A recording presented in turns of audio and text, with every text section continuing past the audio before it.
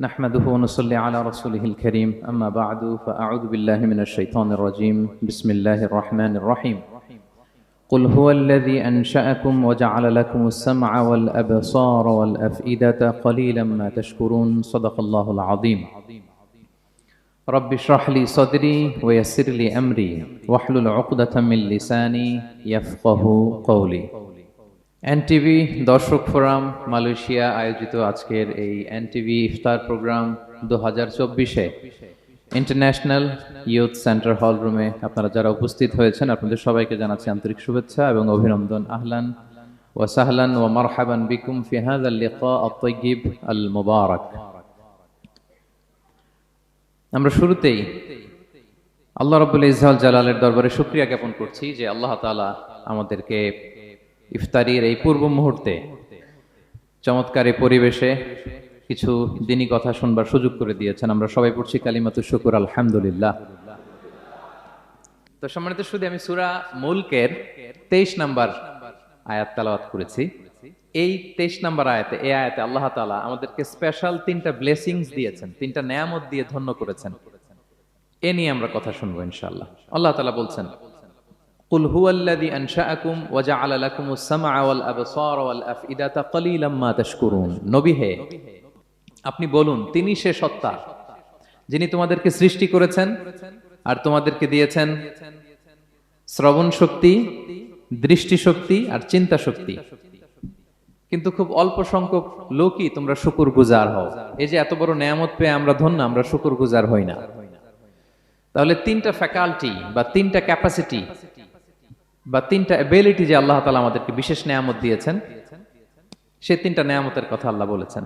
এক হচ্ছে হিয়ারিং, 2 হচ্ছে ভিশন, 3 হচ্ছে intellect. I repeat, hearing, vision, intellect, অর্থাৎ শ্রবণ শক্তি, এরপর তিনি দিয়েছেন আমাদেরকে দৃষ্টি শক্তি আর দিয়েছেন চিন্তা শক্তি বা বিচার বুদ্ধি। তো এই 3টা নেয়ামতের মধ্যে থেকে সর্বশেষ যে নেয়ামতটা অর্থাৎ চিন্তা শক্তি বা বিচার বুদ্ধি, যে আল্লাহ তাআলা আমাদের মধ্যে বিবেক দিয়েছেন, বিচার বুদ্ধি দিয়েছেন, এই পয়েন্টটা নিয়ে আমি আজকে কিছু কথা আপনাদের সামনে উপস্থাপন করব ইনশাআল্লাহ বিইذনিল্লাহ। সম্মানিত সুধী, আমরা মানুষ, আমরা উই আর ইন্টেলেকচুয়াল বিং, আমরা হচ্ছে বুদ্ধিবৃত্তিক প্রাণী। অর্থাৎ আল্লাহ তাআলা আমাদেরকে ফ্রি উইল দিয়েছেন, আমাদেরকে ক্রিটিক্যালি থিঙ্কিং করার সুযোগ দিয়েছেন, বিচার বুদ্ধি বিবেক কমন সেন্সকে কাজে লাগানোর সুযোগ আল্লাহ তাআলা আমাদেরকে দিয়েছেন। এবং এজন্যই আল্লাহ তাআলা আমাদেরকে আশরাফুল মাখলুকাত বানিয়েছেন। আমাদের ফ্রি থিঙ্কিং করার সুযোগ আছে, আমাদের ইন্টেলেক্ট আছে, আমাদের ইন্টেলিজেন্স আছে, আমরা আমাদের সিদ্ধান্তগুলো নিজের মন মতো করে নিতে পারি। এজন্য আমরা হচ্ছে আশরাফুল মাখলুকাত। এজন্য আল্লাহ তাআলা ফেরেশতাদেরকে অর্ডার করেছেন যাতে তারা আমাদেরকে সেজদা দেয়। সুবহানাল্লাহ। এই সেজদাটা আবার ইবাদতের সেজদা ছিল না, এটা ছিল অনারারি সাজদা, সম্মানসূচক সাজদা। ইবাদতের সেজদায় লুটিয়ে পড়া যায় একজনের সামনে। আওয়াজ করে বলুন তো তিনি কে? তো ফেরেশতারা যে সেজদাটা আমাদেরকে দিয়েছিল এটা ছিল অনারারি সাজদা, সম্মানসূচক সাজদা। তো এই বিচার বুদ্ধি বিবেক বুদ্ধি এগুলোই আমাদেরকে পশু থেকে আলাদা করেছে। পশুর কিন্তু এই ইন্টেলেক্ট নাই, বিচার বুদ্ধির ক্ষমতাটা তাদের নাই। এজন্য পশু থেকে আমরা আলাদা। এবং চিন্তা আর বিবেককে খাটানোর জন্য আল্লাহ তাআলা মহামূল্যবান একটা অঙ্গ আল্লাহ তাআলা আমাদেরকে দিয়েছেন, সেটা হচ্ছে ব্রেইন, আমাদের মস্তিষ্ক। এটাকে কাজে লাগিয়ে, কমন সেন্স কাজে লাগিয়ে আমরা পৃথিবীতে সভ্যতার পর সভ্যতা নির্মাণ করেছি। পৃথিবীতে মানুষ ছাড়া অন্য কোনো প্রাণী কি এটা করতে পেরেছে? এটা মানুষ করেছে, কারণ আল্লাহ তাআলা মানুষকে এই চিন্তা শক্তি দিয়েছেন, বিচার বুদ্ধি দিয়েছেন এবং সফিস্টিকেটেড একটা ব্রেন দিয়েছেন। এটা কাজে লাগিয়ে আমরা অনেক বড় কাজ করে ফেলতে পারি। এবং আপনি শুনলে অবাক হবেন, আমাদের এই যে ছোট্ট ব্রেনটা, খুব বেশি না কিন্তু ওজন, একটা প্রাপ্তবয়স্ক মানুষের হিউম্যান ব্রেনের ওজন কত ধারণা আছে কারো? হ্যাঁ, কত? 3 pound, on an average 3 pound, মানে 1.5 কেজি। এই 1.5 কেজি ওজনের ব্রেন দিয়ে আমরা পৃথিবীতে এই সভ্যতাগুলো বিনির্মাণ করেছি। এবং আপনি শুনলে অবাক হবেন, আমাদের এই ব্রেইনের মেমোরি ক্যাপাসিটি, মেমোরি স্টোরেজ অনেক বেশি। বিজ্ঞানীরা গবেষণা করে ওনারা জানিয়েছেন যে আমাদের হিউম্যান ব্রেইনের মেমোরি হচ্ছে 2.5 পেটাবাইটস। আপনারা মেগাবাইটের নাম শুনেছেন, গিগাবাইটের নাম শুনেছেন, পেটাবাইট হয়তো অনেকে শুনেন নাই। পেটাবাইট আরো অনেক বেশি, অনেক বড়। তো এক পেটাবাইটে হয় 1 মিলিয়ন গিগাবাইট। আই রিপিট, এক পেটাবাইটে হয় 10 লক্ষ গিগাবাইট। তার মানে আমার আর আপনার যে যে হিউম্যান ব্রেইন, এই ব্রেইনের ক্যাপাসিটি হচ্ছে 25 লক্ষ গিগাবাইট। সুবহানাল্লাহ, এত আসতে 25 লাখ গিগাবাইট আমাদের ব্রেইনের মেমোরি বা স্টোরেজ। আচ্ছা বলেন, আপনাদের এই যে আইফোন মোবাইল, এটাতে মেমোরি কত? 256 জিবি ম্যাক্সিমাম, ম্যাক্স 256 জিবি। আচ্ছা গেল। এরপর আমাদের ল্যাপটপ গুলোতে মেমোরি স্টোরেজ কত ম্যাক্সিমাম? সাধারণত 500 জিবি, যারা খুব বেশি নেয় হয়তো 1000 জিবি, 1 টেরাবাইট, তাই না? এই তো। তাহলে আমাদের ল্যাপটপ গুলোর মেমোরি স্টোরেজ হচ্ছে 1000 গিগাবাইট। তাতে সারা দুনিয়াটাই যেন এটার ভিতরে ঢুকিয়ে রাখা যায়, ঠিক কিনা? কিন্তু আল্লাহ তাআলা আমাদেরকে যে দয়া করে ব্রেন দিয়েছেন, এটার মেমোরি ক্যাপাসিটি হচ্ছে 25 লক্ষ গিগাবাইট। আল্লাহু আকবার। এবং আপনি শুনলে অবাক হবেন, এই ব্রেনের ভিতরে আল্লাহ তাআলা অনেক নিউরন দিয়েছেন, মানে স্নায়ু কোষ, যে নিউরন গুলো ব্রেনের মেসেজ গুলো, ইনফরমেশন গুলোকে ট্রান্সমিট করে। আমাদের ব্রেইনে এই স্নায়ু কোষের সংখ্যা বা নিউরনের সংখ্যা মোর দেন 100 বিলিয়ন, মানে 10,000 কোটিরও বেশি। তো আমরা যত বেশি চিন্তা করি, যত বেশি ব্রেইন খাটাই, আমাদের এই স্নায়ু কোষগুলোর মধ্যে সংযোগায়ন বাড়ে, মানে নিউরন কানেক্টিভিটি বাড়ে। এই ব্যাপারে পৃথিবীতে সবচেয়ে বড় স্পেশালিস্ট হচ্ছে ডক্টর হার্বার্ট বানসন, হার্ভার্ড ইউনিভার্সিটির একজন অ্যাসোসিয়েট প্রফেসর। তো তাকে জিজ্ঞেস করা হয়েছিল মানুষের এই নিউরন কানেক্টিভিটি সর্বোচ্চ কত হতে পারে, একজন মানুষ যত চিন্তা করুক, যত ব্রেন খাটাক, কত হতে পারে। তো সে গবেষণা করে বলেছিল 25-এর ডান দিকে 30টা শূন্য বসালে যত হতে পারে, একটা মানুষের মাথার স্নায়ুগুলোর সংযোগায়ন বা নিউরন কানেক্টিভিটি ঠিক তত হতে পারে। 25-এর ডান দিকে কয়টা শূন্য? 30টা। এটা আমি কি দিয়ে বলবো? হ্যাঁ, মিলিয়ন, বিলিয়ন, ট্রিলিয়ন, জিলিয়ন, ফিলিয়ন, অক্ট্রিলিয়ন সব ছাড়িয়ে যাবে। আচ্ছা, সংখ্যাটা কত বড় আমি একটু উদাহরণ দিয়ে বলি। আমরা যে কম্পিউটারের দোকানে গেলে প্রিন্টিং করি না, A4 সাইজের কাগজ আছে না? একটা হিউম্যান ব্রেইনে যত পরিমাণ নিউরন কানেক্টিভিটি হতে পারে, তত পরিমাণ সাদা কাগজ যদি আপনাকে দেয়া হয়, A4 সাইজের সাদা কাগজ দিয়ে যদি বলা হয় যে এটা টেবিলের উপর রাখেন, ইন্টারন্যাশনাল ইয়ুথ সেন্টারের এই টেবিলের উপর এই কাগজগুলো রাখেন, আপনি কাগজগুলো রাখতে শুরু করবেন। কাগজের স্তূপ উঁচু হতে হতে হতে হতে এই টাওয়ার ছাড়িয়ে, আকাশ ছাড়িয়ে, বাতাস ছাড়িয়ে, মহাকাশ স্টেশন ছাড়িয়ে, নাসার বিজ্ঞানীদের নাগালে আসা প্রথম আকাশের যত দূর বিজ্ঞান যেতে পেরেছে, এই যে জেমস ওয়েব টেলিস্কোপ 34 কোটি বছর আগের ছবি, স্থির চিত্র আমাদেরকে পাঠিয়েছে, যত দূর মানুষের নাগালে এসেছে, কাগজের স্তূপ এরকম উঁচু হতেই থাকবে, তারপরেও অনেক কাগজ আপনার হাতে থেকে যাবে। তার মানে কি পরিমাণে নিউরন কানেক্টিভিটি আমাদের ব্রেনে সম্ভব। তো এখন দ্য কোশ্চেন রাইজেস, প্রশ্ন হচ্ছে আমরা আমাদের ব্রেনকে ওইভাবে খাটাই কিনা, ব্রেনটাকে কাজে লাগাই কিনা।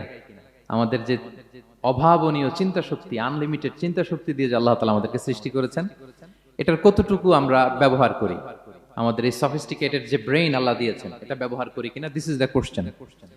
তো সম্মানিত শুধু আল কোরআন আল কারিমের পরতে পরতে আল্লাহ তাআলা আমাদেরকে মাথা খাটাতে বলেছেন, আমাদের চিন্তার দিগন্তকে প্রসারিত করতে বলেছেন, কিন্তু আমরা মাথা খাটাতে চাই না। আমরা যেন চিন্তাশীল হয়ে উঠি, আমরা যেন ব্রেইন খাটাই, অনেক আয়াত আপনি পাবেন। দুই একটি আয়াত আপনাদের সামনে আমি উপস্থাপন করবে আজকের আলোচনার ইতি টানবো ইনশাআল্লাহ বিইজনিল্লাহ। আমরা যেন মাথা খাটাই, আমরা যেন চিন্তা করি, এটা বোঝাতে যে আল্লাহ তাআলা বেসিক্যালি কোরআনে 4টা শব্দ ব্যবহার করেছেন। 4টা, একটু ক্লাসের মতো মনে করেন, তাহলে মনে থাকবে, কিছু শিখে গেলাম। প্রথম শব্দ হচ্ছে আন-নাযার, আন-নাযার। 2 নম্বর হচ্ছে আল-আক, 3 নম্বর হচ্ছে আত-তাফাক্কুর, 4 নম্বর হচ্ছে আত-তাদাব্বুর। আই রিপিট, আবার বলি, আন-নাযার, আল-আক, আত-তাফাক্কুর, আত-তাদাব্বুর। আন-নাযার, আল-আক, আত-তাফাক্কুর, আত-তাদাব্বুর। বলতে পারবেন 4টা? 1 নম্বরে কি?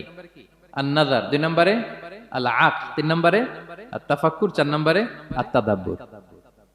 এই 4টা শব্দ নিয়ে সংক্ষিপ্ত কিছু আলোকপাত করবো ইনশাআল্লাহ বিইজনিল্লাহ। আন-নাযার শব্দটা আপনাদের পরিচিত, একটু ভেঙে বললে বুঝতে পারবেন। আমরা বলি না এই যে নজর দিস না, এই যে নজর লাগবে, বলি না নজর দেয়া। নজর মানে হচ্ছে তাকানো, তবে সাধারণ তাকানো না, careful look, with deep observation and reflection. এটাকে কোরআন বলেছে আন-নাযার। এটার প্রতি কোরআন আমাদেরকে উৎসাহিত করেছে। পাশাপাশি 2 নাম্বার কি বলছিলাম নজরের পরে? হ্যাঁ, অ্যাটলিস্ট একজন তো বলতে হবে। আল আক, আল আক, এটাও আপনারা অর্থ জানেন। আমরা বলি না আকল, হ্যাঁ, কিরে তোর কি আকল নাই, তুই কি ব্যাকেল, বলি না আমরা এরকম? ব্যাকেল মানে যার আকল নেই। তো এই যে আকল, আকল থাকা বা আকল খাটানো বা কমন সেন্সকে খাটানো, রিজনিং করা, কোরআন এটার ব্যাপারে উৎসাহিত করেছে। 3 নম্বরে কি বলেছিলাম? হ্যাঁ, আত্তাফাক্কুর। এই যে ইউআই এর স্টুডেন্ট পাওয়া গেছে তো, ওনারা বলতে পারতেছে আত্তাফাক্কুর। আত্তাফাক্কুর শব্দটা আসছে ফিকির থেকে। ফিকরা, ফিকির, ফিকির তো বোঝেন নাকি? আমরা বলি না যে ফিকির করতে হবে? তো আত্তাফাক্কুর মানে ক্রিটিক্যাল থিংকিং, বিশ্লেষণ ধর্মী চিন্তা করা। আর সর্বশেষ হচ্ছে আত্তাদাব্বুর। আর তাদাব্বুরটা কোরআনের সাথে জড়িত, কোরআনের পেছনের গল্পগুলো খুঁজে বের করা। আর তাদাব্বুর শব্দটা এসেছে আরবি শব্দ দুবুর থেকে। দুবুর, দুবুর মানে কি? পেছন। তো কোরআনের কোন একটা আয়াতের পেছনের গল্পটা কি, পেছনের রহস্যটা কি, এর নেপথ্যে কি, এর গুরু রহস্য কি, এটাকে বের করা। এই 4টা ব্যাপারে কোরআন অনেক এমফাসাইজ করেছে। তো এই 4টা নিয়ে আমরা কথা বলি। প্রথমে কি বলেছিলাম? প্রথম শব্দটা আন-নাযার। সবাই বলেন তো প্রথম শব্দটা কি? আন-নাযার। নজর মানে কি? দৃষ্টি দেয়া, স্বাভাবিক দৃষ্টি না, গভীর দৃষ্টি, সুগভীর দৃষ্টি। হ্যাঁ, ইংরেজিতে বলে অবজারভেশন বা রিফ্লেকশন। তা আমরা যেন শুধু ফেল ফেল করে তাকিয়ে না থাকি। আল্লাহ বলেছে তাকালে তাকানোর মতো তাকাবা, গভীর দৃষ্টি দিবা। আল্লাহ বলেন আফালা ইয়ানজুরুনা ইলাল ইবিলি কাইফা খুলিকাত ওয়া ইলাস সামাই কাইফা রুফিআত ওয়া ইলাল জিবালি কাইফা নুসিবাত ওয়া ইলাল আরদি কাইফা সুতিহাত।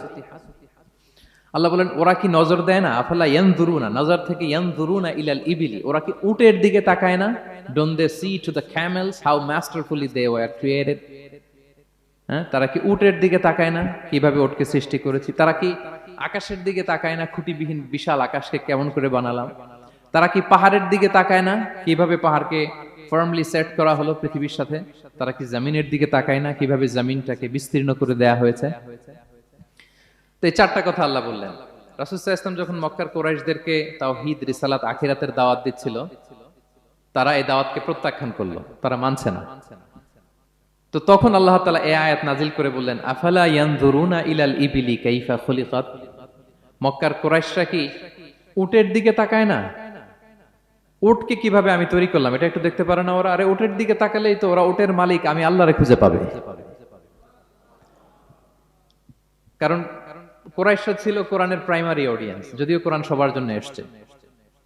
তো আল্লাহ বললেন আফালা ইয়ানজুরুনা ইলাল ইবিলি কাইফা খুলিকাত, ওরা কি উটের দিকে তাকায় না?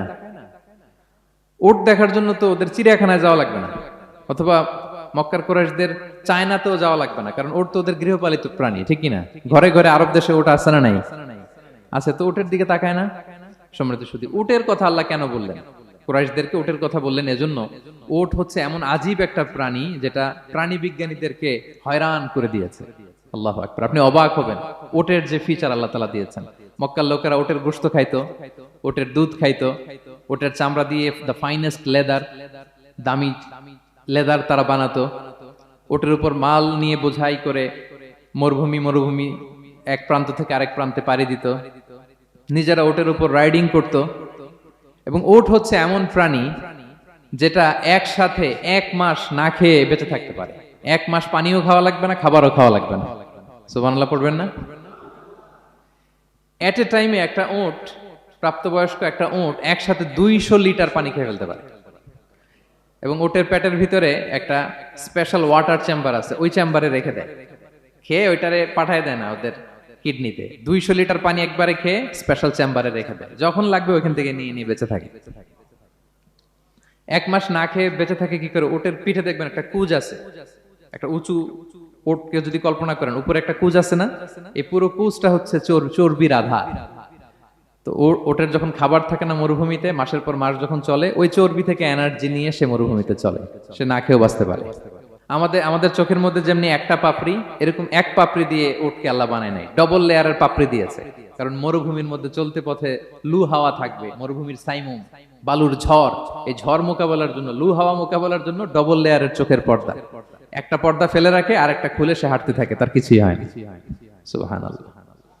আমাদের 98 ডিগ্রি ফারেনহাইটের স্বাভাবিক তাপমাত্রা, তাই না? 99 ডিগ্রি হলে আমাদের জ্বর, 100 ডিগ্রি হলে জ্বর, 101, 2 সর্বোচ্চ আমরা সহ্য করতে পারি। এর বেশি যদি হয়, 103 ডিগ্রি হলে বেহুশ হয়ে যায় মানুষ। 4 ডিগ্রি হলে আমাদের দেহের ভেতরে যে কোষগুলো আছে এগুলো মরে যায়। কিন্তু একটা উট মরুভূমির তাপমাত্রায় প্রতিদিন 104 ডিগ্রি, 5 ডিগ্রি তাপমাত্রা সহ্য করে খুব স্বাভাবিক উট চলতে পারে, তার কিছুই হয় না।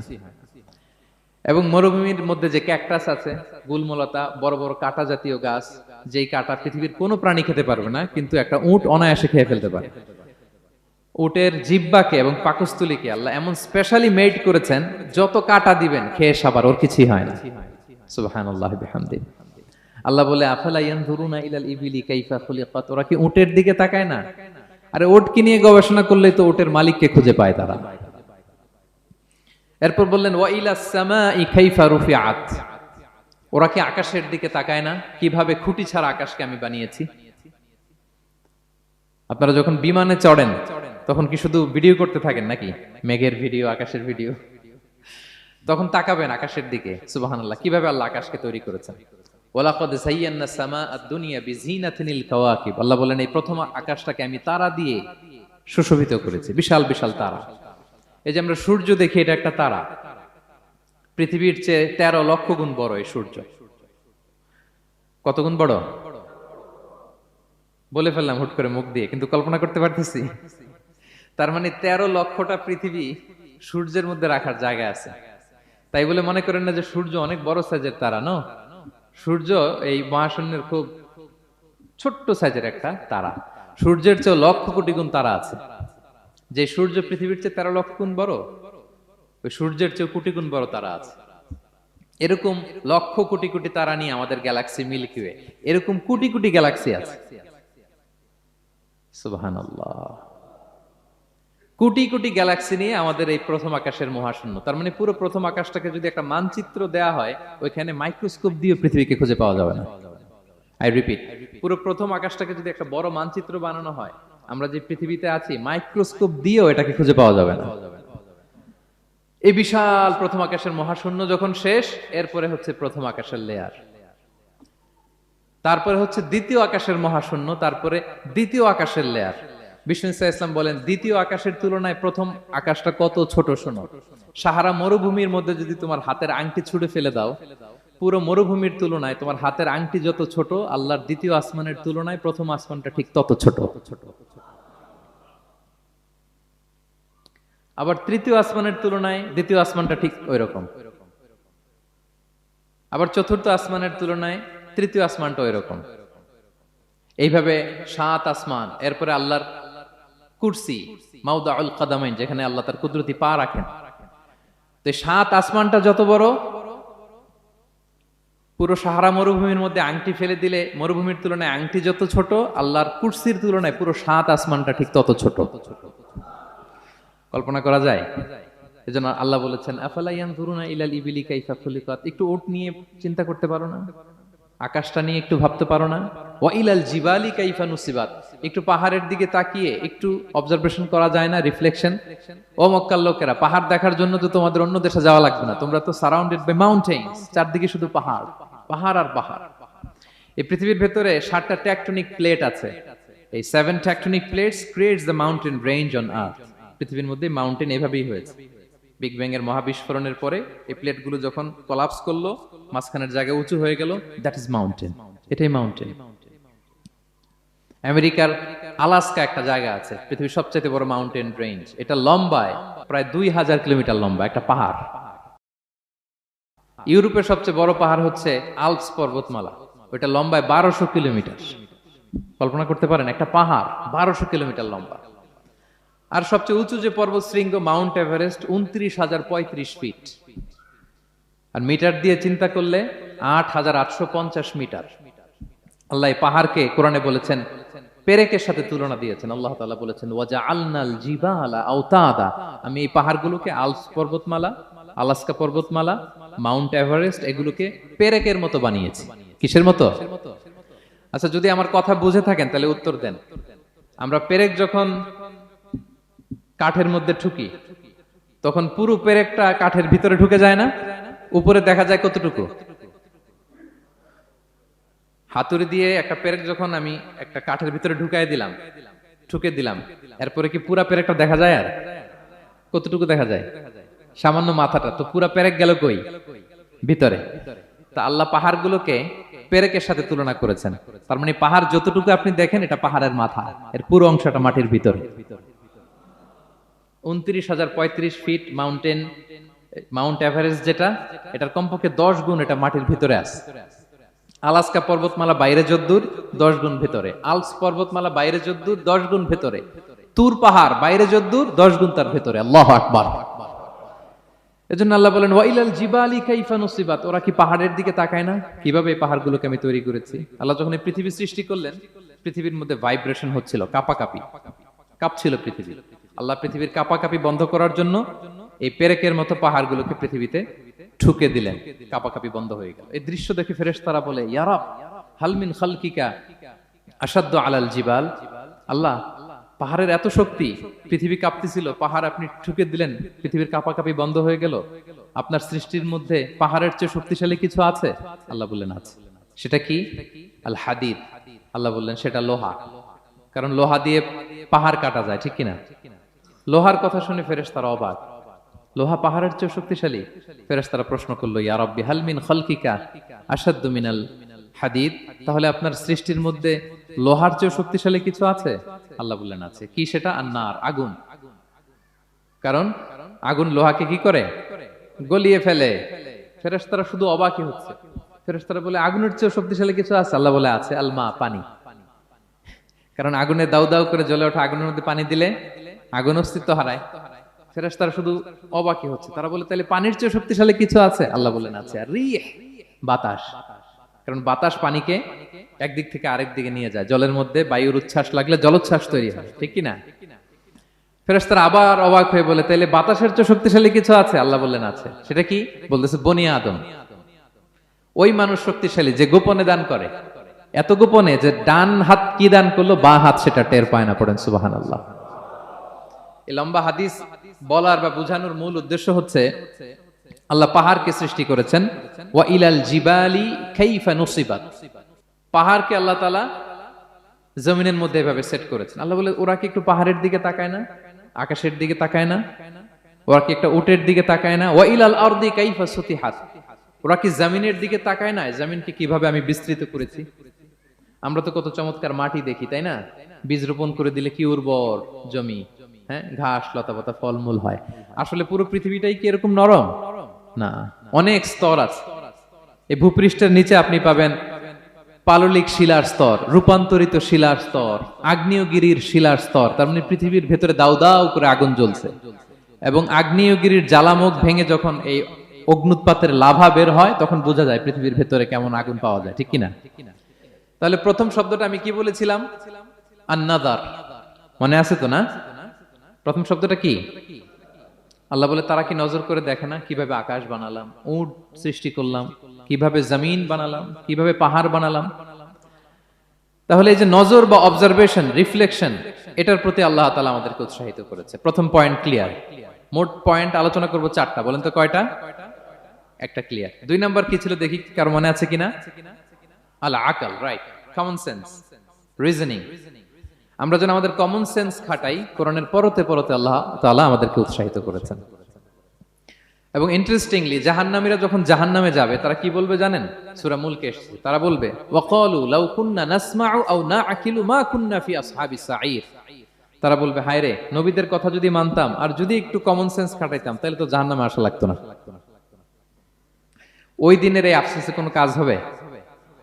প্রিয় ভাইরা, ওই দিন যত আফসোস করেন কোনো কাজ হবে? তাহলে জাহান্নামীরাও আফসোস করবে হায় রে, একটু যদি আকল খাটাইতাম তাইলে আজকে আর জাহান্নামের আগুনে পোড়া লাগে না। নবীদের কথা যদি শুনতাম আর যদি আকল খাটাতাম, কি খাটাতাম, তাইলে আজকের এই কঠিন অবস্থা আমাদের পড়া লাগতো না। কোরআনের বিভিন্ন আয়াত আল্লাহ তাআলা আমাদেরকে বলেছেন আফালা তাআকিলুন, তোমরা কি আকল খাটাবা না? এই যে দামি কমন সেন্স দিলাম, একটু বুদ্ধি কি খাটাবা না, আকল খাটাবা না তোমরা?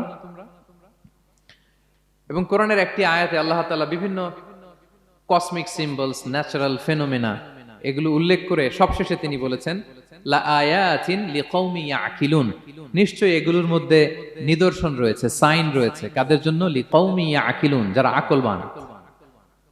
যারা কমন সেন্স খাটায়। এই আয়াতে আল্লাহ কি কি বলেছেন, দীর্ঘ আলোচনা, আমি খুব সংক্ষেপে বলছি। আল্লাহ তাআলা বলছেন, ইন্না ফি খালকিস সামাওয়াতি ওয়াল আরদি ওয়া ইখতিলাফিল লাইলি ওয়ান নাহারি ওয়াল ফুলকিল্লাতি তাজরি ফিল বাহরি বিমা ইয়ানফাউন নাস ওয়ামা আনজালাল্লাহু মিনাস সামাই মিন মাইন ফাহিয়া বিহিল আরদা বা'দা মাউতিহা ওয়া বাসসা ফিহা মিন কুল্লি দাব্বা ওয়া তাসরিফির রিয়াহি ওয়াস সাহাবিল মুসাখখারি বাইনাস সামাই ওয়াল আরদি লাআয়াতিন লিকাওমি ইয়াকিলুন। সবগুলো বলে আল্লাহ বললেন এগুলোর মধ্যে নিদর্শন আছে তাদের জন্য যারা কমন সেন্স খাটায়। কি বললেন আল্লাহ? আল্লাহ বললেন আকাশ জমিনের সৃষ্টির মধ্যে, দিবারাত্রির পরিবর্তনের মধ্যে, এই যে 24 ঘন্টার 12 ঘন্টা দিন 12 ঘন্টা রাত, আর নিগতির কারণে এই যে দিবারাত্রি আমরা পাই, এই পৃথিবীটা তার অরবিটে কক্ষে যেমনি ঘুরে, আবার পৃথিবীটা তার অক্ষেও ঘুরে। যে আপনারা যারা ক্রিকেট খেলছেন এরকম স্পিন বল করেন না? হ্যাঁ, কমন পড়ছে?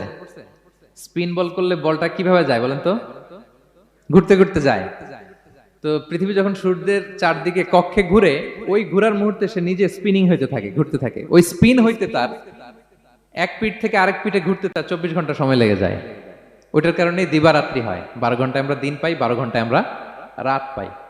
আল্লাহ বলেন এই দিবারাত্রির পরিবর্তনের মধ্যে নিদর্শন আছে। তারপরে সাগরে যে ভেসে বেড়ায় বড় বড় নৌযান, জলযান, আপনারা দেখেছেন কিনা জানি না, এই যে icon of the ocean, Titanic জাহাজের চেয়ে 10 গুণ বড় জাহাজ, আমি দেখে এসেছি পশ্চিমা দেশগুলোতে। এত বিশাল বড় জাহাজ, এটা সামনে দাঁড়ালে এটা দত্তের মতো মনে হয়। মালয়েশিয়াতে তো অনেক কন্ডোমোনিয়ামস, 10-15টা কন্ডোমোনিয়ামস একসাথে জোড়া লাগালে এটা যত বড়, ওই ক্রুজগুলো, জাহাজগুলো এত বড়। এক একটা জাহাজের ভেতরে 3000-4000 হোটেল রুম আছে, 8-10টা রেস্টুরেন্ট আছে, ফুটবল স্টেডিয়াম আছে, থিম পার্ক আছে, বিশাল একটা এন্টায়ার সিটি। এই বিশাল ক্রুজগুলো, Icon of the sea, Virgin Voyages, Royal Caribbean, এগুলো সাগরের উপর দিয়ে ভেসে বেড়ায়। আল্লাহ বলে ওয়াল ফুলকিল্লাতি তাজরি ফিল বাহরি বিমা ইয়ানফাউন নাস, সাগরের উপরে বিশাল বড় বড় ক্রুজগুলো ভেসে বেড়ায়, এর মধ্যে নিদর্শন আছে। এরপর আল্লাহ বললেন আমি পানি থেকে সব প্রাণী তৈরি করেছি। ওয়াজআলনা মিনাল মাই কুল্লা শাইইন হাই, সব প্রাণ এসেছে পানি থেকে। বিজ্ঞান এটাকে কনফার্ম করেছে। তারা বলেছে পৃথিবীর সর্বপ্রথম এককোষী প্রাণীর নাম হচ্ছে অ্যামিবা। অ্যামিবা এসছে, জুপ্লাঙ্কটন, ফাইটোপ্লাঙ্কটন, ব্যাকটেরিয়া প্লাঙ্কটন, এভাবে স্পিসিসগুলো ডেভেলপ করেছে। আল্লাহ বলে এর মধ্যে নিদর্শন আছে। এরপর আল্লাহ তাআলা বলেছেন মৌসুমী বায়ু, এই যে বায়ুর প্রবাহ, এতে নিদর্শন আছে। আর আকাশ জমিনের মাঝখানে যে মেঘমালাগুলো ভেসে বেড়ায়, এই সবগুলোর ভেতরে নিদর্শন আছে। কাদের জন্য? আল্লাহ বলেন লা আয়াতিন লিকাওমি ইয়াকিলুন, তাদের জন্য যারা আকল খাটায়, যারা কমন সেন্স খাটায়। সুবহানাল্লাহ পড়বেন না?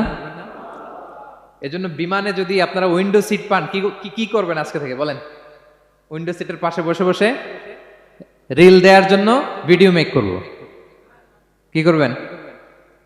হ্যাঁ, আল্লাহর নিদর্শন দেখব, কত ক্ষুদ্র আমি, কত নগণ্য আমি, কত তুচ্ছ আমি, এটা বুঝবার চেষ্টা করব। তাহলে 4টা পয়েন্টের 2টা চলে গেল, একটা হচ্ছে নাজার আর একটা হচ্ছে আল্লাহ আকাল। 3 নাম্বার কি ছিল? একজন বলতে হবে। আত্তাফাক্কুর। আত্তাফাক্কুর মানে ক্রিটিক্যাল থিঙ্কিং। ক্রিটিক্যাল থিঙ্কিং করা। আল্লাহ যে আমাদেরকে ব্রেন দিয়েছেন, এটা দিয়ে ক্রিটিক্যাল থিঙ্কিং করা, ব্রেনটাকে কাজে লাগানো, গড্ডালিকা প্রবাহে ভেসে না বেড়ানো, ব্রেনটাকে আমরা যেন কাজে লাগাই। আত্তাফাক্কুর। ইব্রাহিম আলাইহিস সালাম এই আত্তাফাক্কুর বা ক্রিটিক্যাল থিঙ্কিং এর ক্ষেত্রে আমাদের জন্য অনুপম আদর্শ ছিল। কোন নবীর নাম বললাম? সবাই বলেন তো নবীর নাম কি? উনি যেই সময়টাতে পৃথিবীতে এসেছিলেন তখন কেউ করতো তারার পূজা, কেউ করতো চাঁদের পূজা, কেউ করতো সূর্যের পূজা।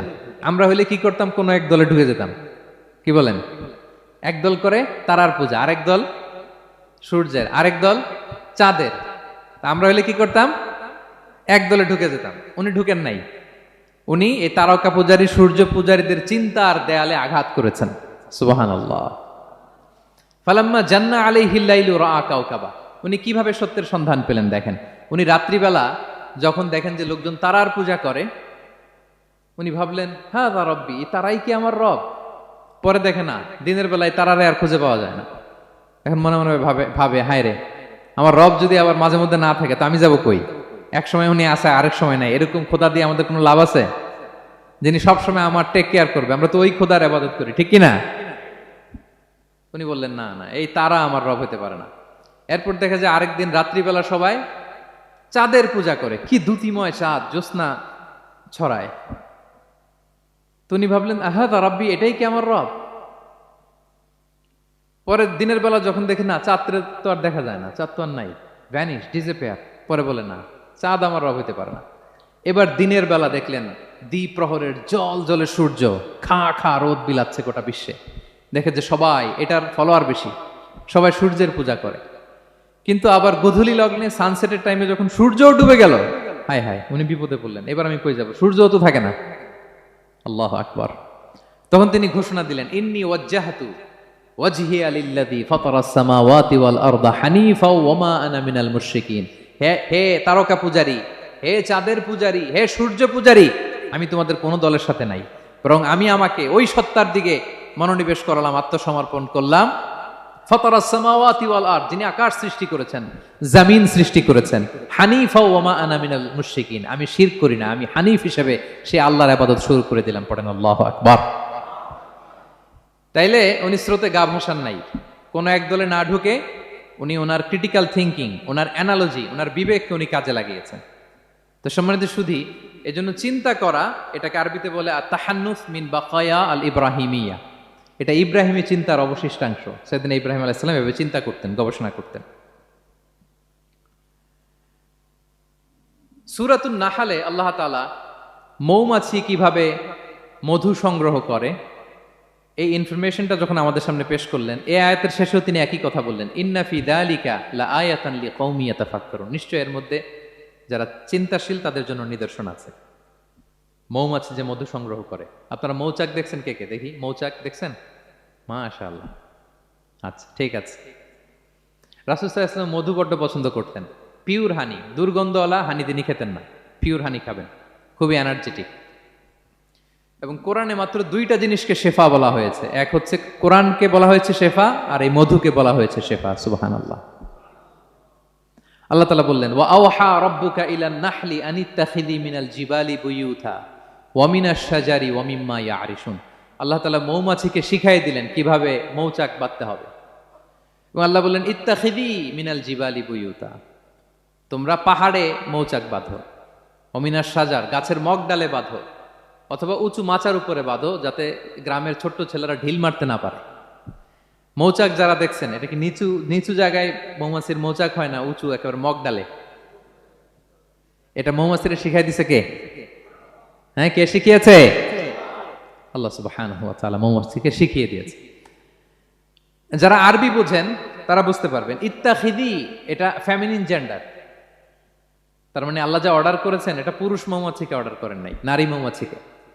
তো গবেষণায় দেখা গিয়েছে পুরো মৌচাকের বাসাটাকে এখানে যে লিডারশিপ বহন করে, এটা কোনো পুরুষ মৌমাছি না, এটা নারী মৌমাছি। সুবহানাল্লাহ। এবং তিন ধরনের মৌমাছি থাকে, একটা হচ্ছে কুইন বি, রানী মৌমাছি, আরেকটা হচ্ছে মেল বি, এরা বংশ বিস্তার করে, আরেকটা হচ্ছে ওয়ার্কার বি, এরা এই মধু আনা নেওয়া করে। তা আল্লাহ এদেরকে বললেন, কুলি মিন কুল্লি সামারাত, এই মৌমাছি তোমরা আশেপাশের সব সুন্দর সুন্দর ফুল থেকে, ফল থেকে, ফ্লাওয়ার নেকটার্স, পুষ্প রস সংগ্রহ করে নিয়ে আসো। মধু এত স্বাস্থ্যকর, হেলদি ডায়েট কেন? কারণ আশেপাশের গাছের মধ্যে এখানে আপনার ভেষজ গাছ আছে, ওষুধি গাছ আছে, বনাজি গাছ আছে, ঠিক কিনা? তো মৌমাছিগুলো সেখান থেকে ফ্লাওয়ার নেকটার্স, পুষ্পরস সংগ্রহ করে আবার চলে আসে। এবং আল্লাহ বললেন, ফাসলুকি সুবুলা রব্বিকি যুলুলা, পথ ভুলে যেও না, যেই পথে গেছো ওই পথে ফিরে আসো। একটা মৌমাছি মৌচাক থেকে প্রায় 10 কিলোমিটার দূরেও অনেক সময় চলে যায়, আবার 10 কিলোমিটার পথ চিনে আবার মৌচাকে এটার ফিরায় আনে কে? এই পুরো মেকানিজমটা নিয়ে গবেষণা করে অস্ট্রিয়ান একজন সায়েন্টিস্ট, তার নাম হচ্ছে কার্ল ব্রনফেশ, সে একটা বই লিখেছে, দ্য ডান্সিং বিজ, এবং এই বই লিখে সে নোবেল লরেট হয়েছে, নোবেল প্রাইজ পেয়েছে।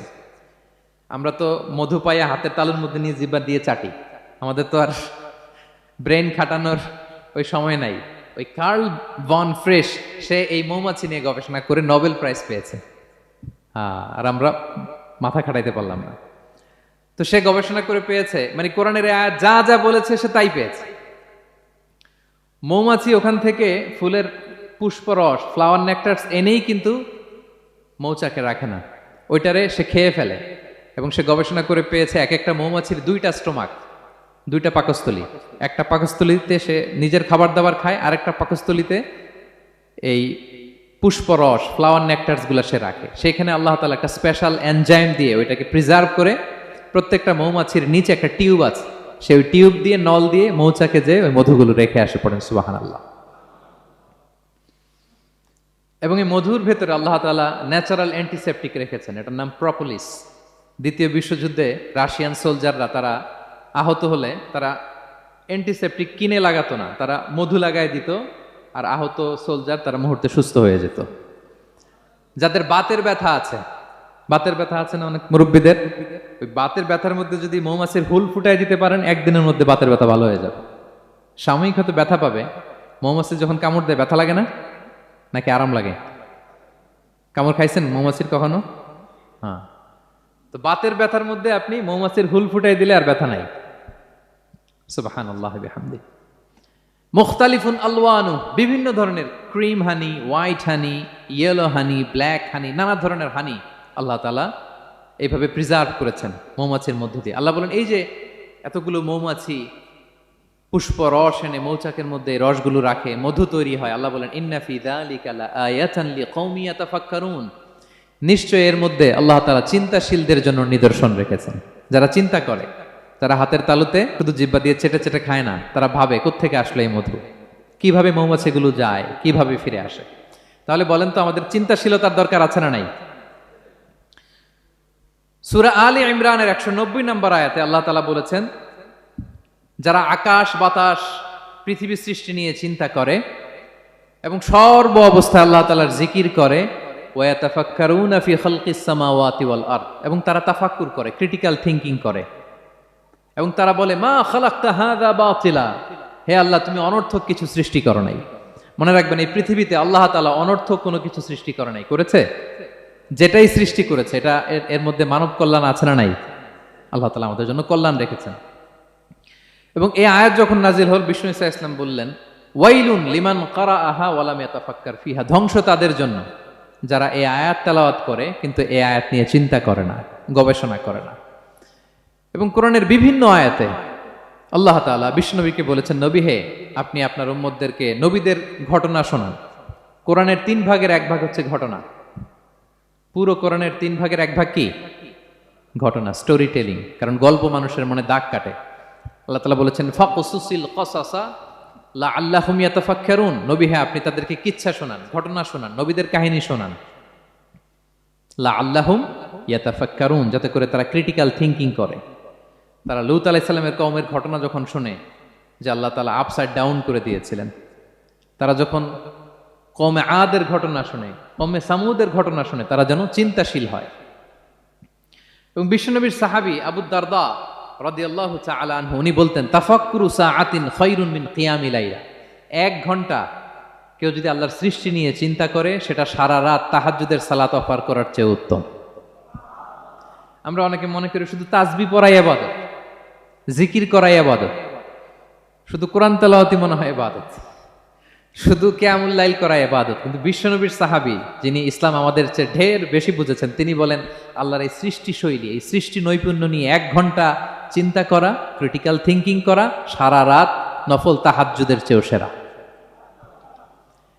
এবার বলেন, আমাদের চিন্তা করার দরকার আছে না নাই?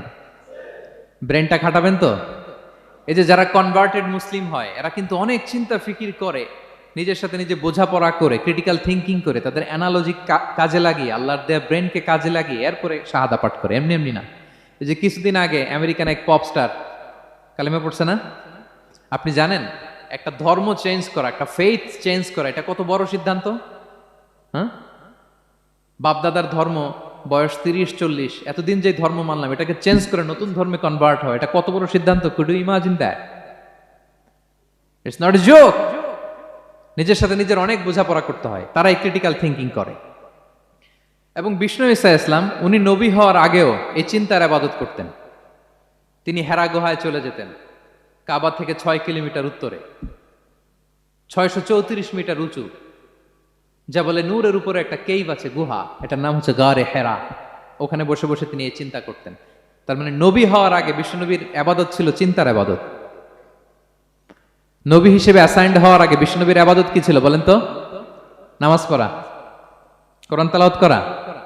কোরআন তো নাজিলই হয় নাই, কোরআন তেলাওয়াত করবে কেমনে? তখন 6 মাস বসে বসে উনি ওখানে কি করেছেন বলেন?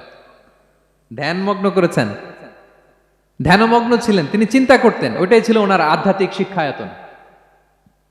ওই নির্জন গুহার মধ্যে উনি যখন চিন্তায় মগ্ন ছিলেন, আল্লাহর সৃষ্টি শৈলী নিয়ে চিন্তা করতেন, ঠিক ওই মুহূর্তে, অন্তিম মুহূর্তে, ওই মাহেন্দ্রক্ষণে নাজিল হয়েছে ইকরা বিসমি রাব্বিকাল্লাযী খালাক, read in the name of your lord who has created. পড়ো তোমার প্রভুর নামে যিনি তোমাকে সৃষ্টি করেছেন, শিক্ষা দিয়েছেন। তাহলে সম্মানিত সুধী, ইসলামের সূচনা হয়েছিল, এটা বলা যায় ফাইনালি যে ইসলামের সূচনা হয়েছিল এই চিন্তার ইবাদতের মধ্য দিয়ে। তো আমরা যেন চিন্তা করি। তাহলে 4টা পয়েন্টের 3টা আমরা ক্লিয়ার করে ফেললাম। আর তাফাক্কুর, ক্রিটিক্যাল থিঙ্কিং ও শেষ। 4 নম্বর কি বলেছিলাম? হ্যাঁ বলো তো। আর তাদাব্বুর।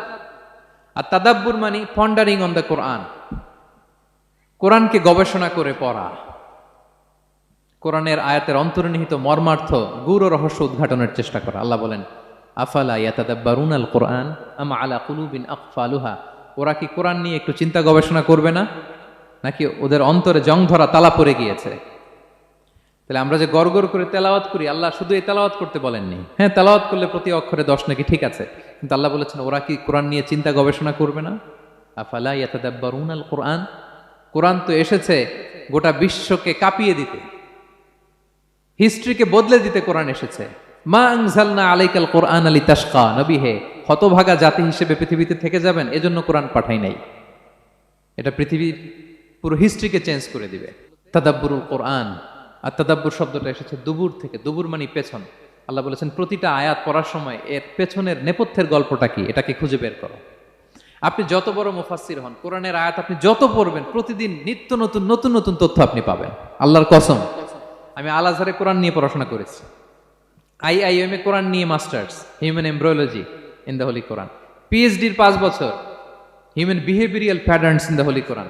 এখনো তো তাফসির করে যাই, প্রতিদিন কোরআন স্টাডি করি। একটা আয়াত যত পড়ি, প্রত্যেক স্টাডিতে নতুন নতুন ইনফরমেশন আমার মাথায় চলে আসে। শুধু আমার মাথা না, পৃথিবীর যত বড় মুফাসসির হোক তিনি, যত পড়বে কোরআন, যত রিভাইজ করবে, যত রিসার্চ করবে, প্রত্যেক রিভিশনে সে নতুন নতুন তথ্য পাবে। এজন্য আল্লাহ বলেন আফালা ইয়াতাদাব্বারুনাল কোরআন, ওরা কি কোরআন নিয়ে একটু চিন্তা গবেষণা করবে না, নাকি ওদের অন্তরে তালা, জং ধরা তালা লেগেছে?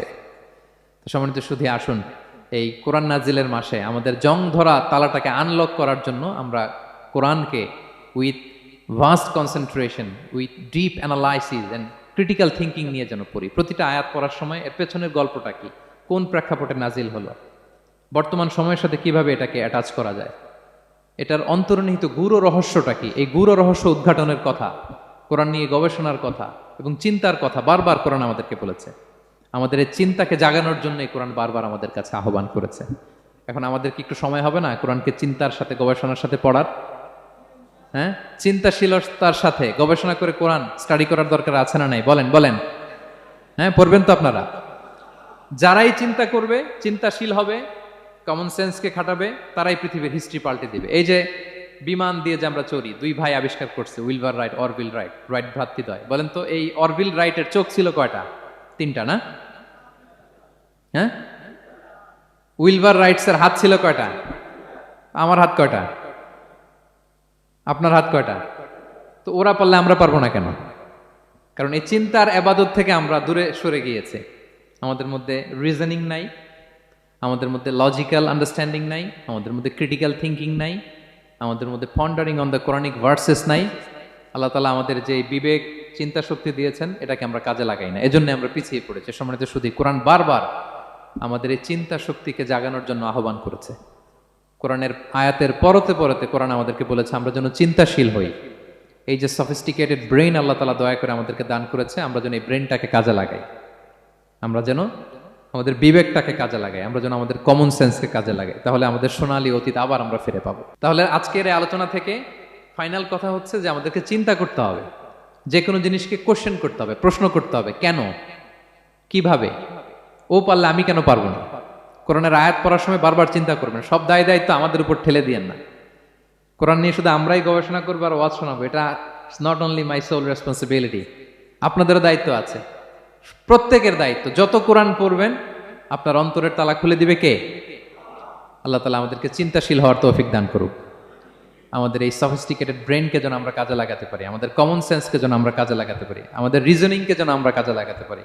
ইব্রাহিম আলাইহিস সালামের মতো গদ বাঁধা গড্ডালিকা প্রবাহে গা ভাসিয়ে না দিয়ে আমরা যেন প্রশ্ন করতে পারি, আমরা যেন বিবেককে কাজে লাগাই। আল্লাহ তাআলা আমাদের সবাইকে কথাগুলো বোঝার ও আমল করার তৌফিক দান করুক। হাযা মা ইনদি ওয়াল ইলমু ইনদাল্লাহ আলাইহি তাওয়াক্কালতু ওয়া ইলাইহি উনীব। ওয়াসসালামু আলাইকুম ওয়া রাহমাতুল্লাহি তাআলা ওয়া বারাকাতুহু।